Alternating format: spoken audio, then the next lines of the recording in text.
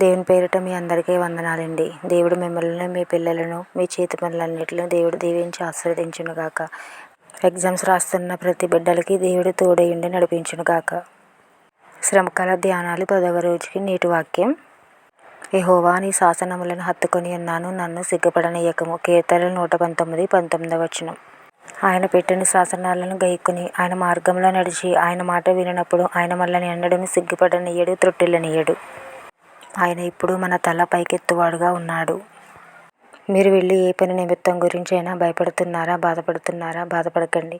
మనకంటే మన దేవుడు ముందుగా వెళ్ళి మట్టిగా ఉన్న ప్రతి స్థలమును సరళం చేసి మన కొరకు మేలైన మార్గము సిద్ధపరచువాడు మన తండ్రి. మనల్ని ఎంత మాత్రము చేయువుడువని గొప్ప దేవుడు. మీరు వెళ్ళి మీ పని జరిగించుడి, ఆయన మీకు తోడుగా ఉండును.